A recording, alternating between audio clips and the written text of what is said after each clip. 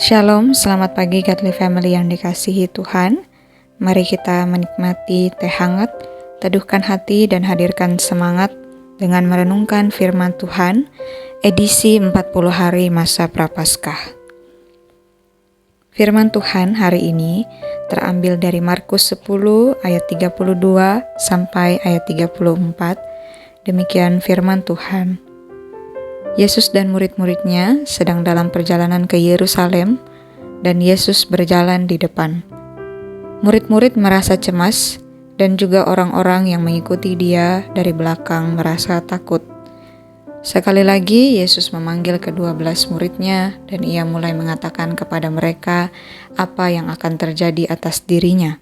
Katanya, "Sekarang ini kita pergi ke Yerusalem, dan Anak Manusia akan diserahkan kepada imam-imam kepala dan ahli-ahli Taurat, dan mereka akan menjatuhi Dia hukuman mati, dan mereka akan menyerahkan Dia kepada bangsa-bangsa yang tidak mengenal Allah, dan Ia akan diolok-olokkan, diludahi, disesah, dan dibunuh, dan sesudah 3 hari Ia akan bangkit."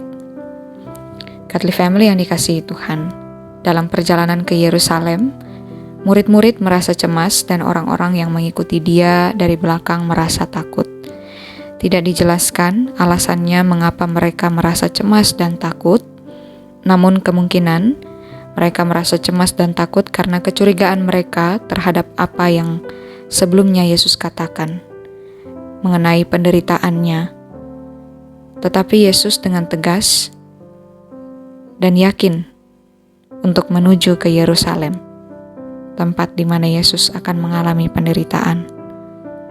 Selain itu, bagian ini adalah ketiga kalinya Tuhan Yesus menyatakan tentang bagaimana Ia akan mati.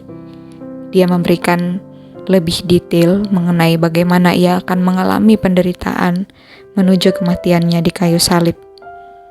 Gambaran penderitaan yang akan Ia alami ini semakin jelas. Yesus memperjelas bahwa jalan menuju kerajaannya adalah melalui penderitaannya di salib. Yesus dengan jelas mengatakan bahwa Dia akan diserahkan, dijatuhi hukuman mati, diolok, diludahi, disesah, dan dibunuh. Tetapi tidak berhenti di situ. Dia juga menyatakan pengharapan bahwa sesudah 3 hari Ia akan bangkit. Saudara, seharusnya kitalah yang mengalami penderitaan itu, bukan? Namun Yesus Kristus menanggungnya bagi kita karena kasih-Nya kepada kita. Dia menggantikan kita di salib itu. Bahkan Dia memberikan pengharapan bahwa Dia akan bangkit dan mengalahkan kuasa maut bagi kita, sehingga kita beroleh damai dengan Allah, sehingga Allah dipermuliakan.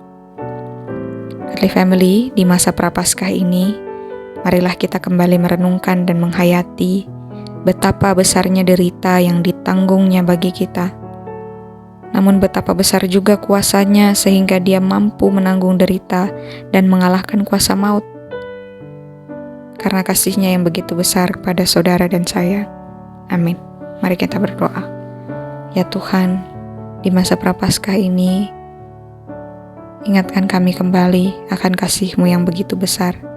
Ingatkan kami kembali akan pengorbanan-Mu yang begitu besar dan mulia itu ya Tuhan. Tolonglah kami supaya kami mampu menghayatinya dengan baik, sehingga itu tercermin di dalam kehidupan kami. Demi nama Tuhan Yesus kami berdoa. Amin. Selamat menjalani aktivitas panjang hari ini. Tuhan Yesus memberkati.